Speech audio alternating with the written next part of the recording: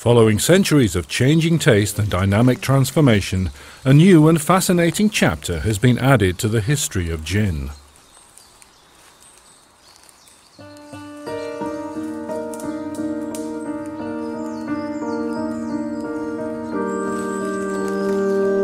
The great British tradition of London dry gin is united with the exoticism of India and the raw, unspoiled nature of the Black Forest.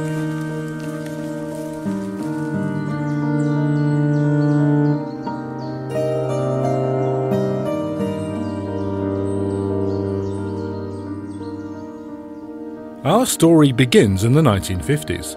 Following his childhood as the son of a diplomat in Madras and a career in the British Air Force, Love draws Wing Commander Montgomery Collins to an isolated valley in the Black Forest, where he takes over the Wild Monkey guest house. Here he becomes acquainted with the great Black Forest tradition of distilling fruit and, out of a longing for his own British passions, develops a special gin, which becomes the trademark of the Wild Monkey right through to the 1970s. 4 decades later, this historical episode was to fundamentally change the life of Alexander Stein, who himself descends from a family of Swabian distillers. When I heard about this special gin that contains not only the classical gin spices, but also original Black Forest ingredients such as spruce shoots and lingonberries, I left my job, I did some research and read some eyewitness accounts from the time, all with the aim of bringing this gin back to life. A gin from Germany? And what's more, from the Black Forest, which has always been known more for its fruit brandies and cuckoo clocks than for Britain's national drink? Well, actually, it's not as strange as it might seem. In the strictest sense, a gin is a combination of spirits distilled from herbs and fruits. And nowhere else in the world will you find the wealth of distilling expertise and centuries of experience that there is in southern Germany. This is where the world's most renowned distillers work and where traditional coppersmiths build the best distilleries. Access to fresh ingredients of the highest quality is virtually unlimited, and the Black Forest water sourced from deep sandstone springs is one of the softest and mildest waters in Europe. So it seems perfectly logical, since the prerequisites for a premium gin from the Black Forest were already in place. So I went about looking for a master distiller who would be able to put this idea into practice. One day, I read a newspaper article about a moody-looking chap with a full beard by the name of Christoph Keller, one of the world's finest distillers, who produces truly legendary fruit brandies. We got on well right from the start. This guy was mad in a positive sense, creative and passionate about his work. The task of breathing new life into this historic gin was a great and truly fascinating challenge. So the idea was born, a plan drawn up, and the Black Forest distillers had forged their partnership. Montgomery Collins' Black Forest Dry Gin was to be reborn.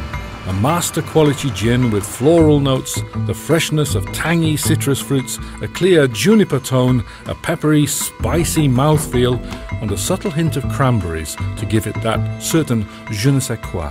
Produced exclusively by hand using traditional distilling methods and 100% fresh plant ingredients, and married with the soft water of the Black Forest. There was just one catch. There were only rudimentary written records, no original recipe from Montgomery Collins, just the descriptions and stories told by eyewitnesses and a few key facts, such as the use of spruce shoots, classical gin ingredients and lingonberries. Basically, we had to start from scratch. And after 2 years of development, we chose the one recipe that we thought embodied the ideal gin, a classic dry gin, interpreted in an entirely new and eccentric way, the gin that we've always wished for. The name says it all. Exactly 47 different plant ingredients have found their way into the Monkey 47 recipe. A recipe that is naturally a carefully guarded secret, known only to Alexander Stein and his distiller Christoph Keller. The selection and quality of the raw ingredients is of crucial importance. We use juniper berries from the Mediterranean, which receive about 4 to 6 weeks more sun and are therefore simply more aromatic than our homegrown junipers. Nevertheless, many of the ingredients, such as the acacia flowers, the spruce shoots, bramble leaves, angelica root, and of course the lingonberries, are actually sourced directly from the Black Forest. The lingonberry is what gives the gin its really distinguishing flavour.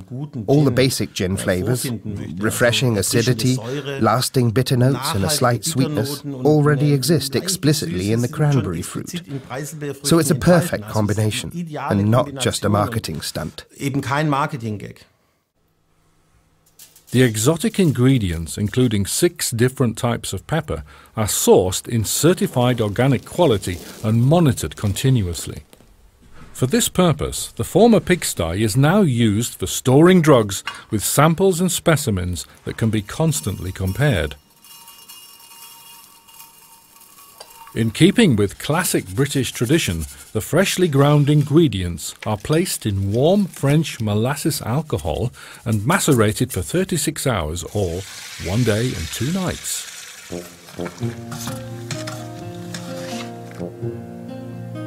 Individual ingredients, such as the peel from bitter oranges, lemons and pomelos, must be added fresh to the macerate prior to distillation, requiring the helping hands of hard-working locals from 7 o'clock every morning.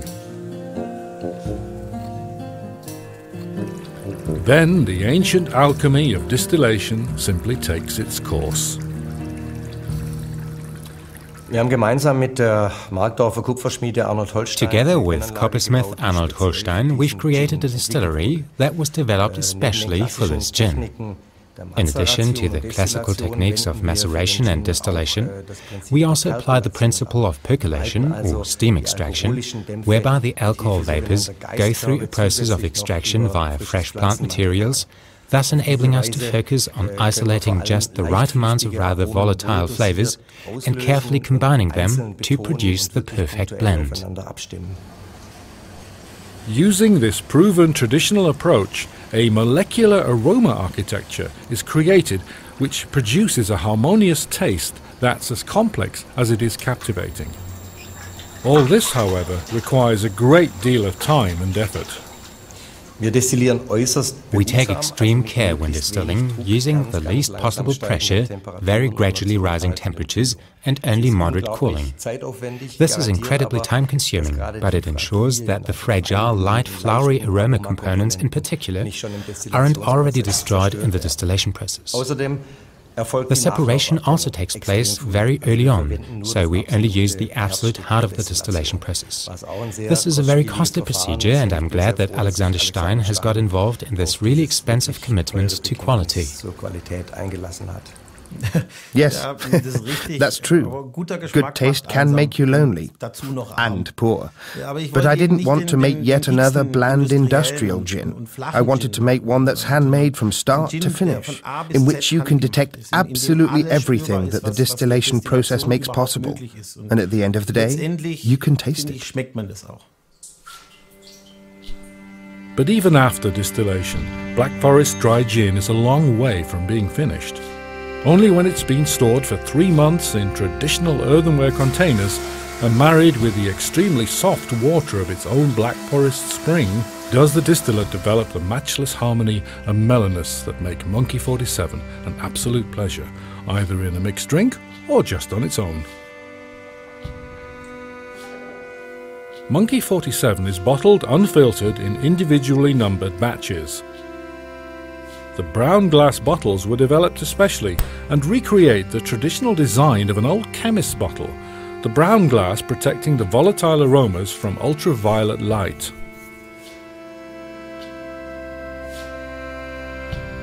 And the label on this bottle depicts, what else? A wild monkey. When we were designing the label, we kept it in the style of the old British colonial postage stamps, and in the many details sketched by hand, we tell the whole story behind this gin. Besides Indian images such as the Taj Mahal, palm trees and ornaments, you'll also find typically British insignia, and the characteristic Black Forest landscape in miniature. From the tranquil Black Forest Valley, Monkey 47 has now embarked on its round-the-world trip and will soon be available in over 20 countries on 3 continents.